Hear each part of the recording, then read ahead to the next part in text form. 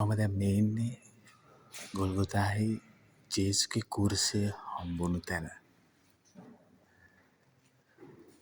මම දැන් පඩිපෙළ පල්ලෙහාට ආවා. උඩට නිකන් තමයි මං ආවේ. මේ තියෙන්නේ ඒ දේවස්ථානය.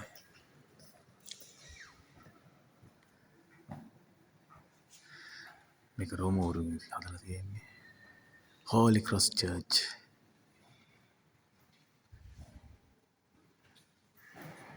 මේ කුරුසය හොයාගන්නේ රෝමන් අධිරාජ්‍යවරයෙක්.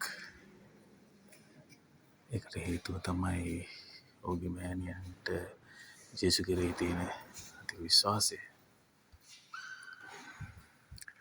ජේසුගේ කුරුසය සම්බන්ධව ජේසුගේ මරණයේ ආරම්භයේදී මතකයක් තිබ්බේ නෑ මිනිසුන්ට. උන්වහන්සේගේ කුරුසය සොයන්න පටන් ගත්තා ඒගොල්ලෝ. ඒ කුරුසය හොයද්දී ඒ කුරුසය තිබුණු ස්ථානය තමයි මේ මම දැන් යන්නේ. ඔබට පේනවා ඒ ස්ථානයේ ලස්සන දේවස්ථානයක් කරලා තියෙනවා. මම මේ උඩේ ඉඳන් ආවා. දැන් මට තව පහින් තියෙන පල්ලෙහාට. මේ ගල්තලාව උඩ ලස්සන දේවස්ථානවලට. මේ පල්ලෙහාට මම පහින්න ඕනේ. එන්න මේ තැන.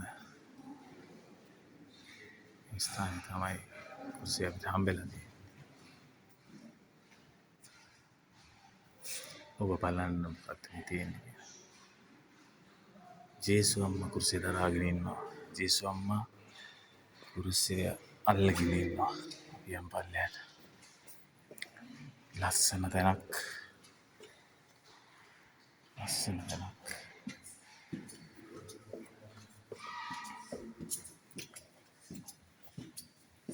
ලස්සන සිතුවම්.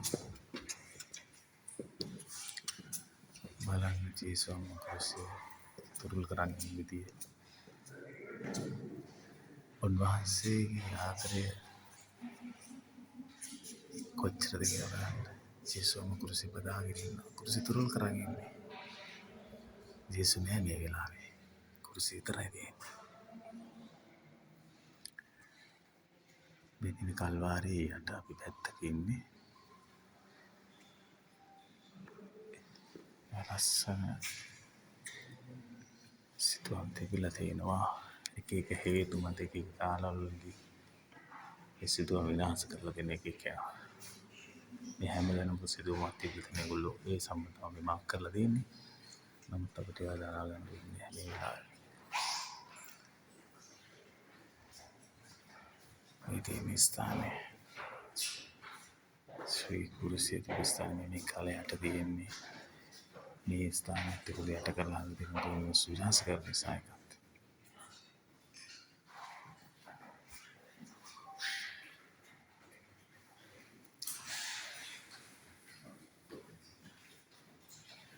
බලන්න.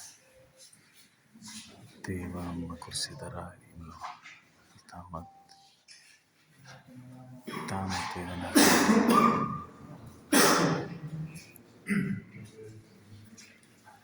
උන්වහන්සේගේ ශ්‍රී කුරුසය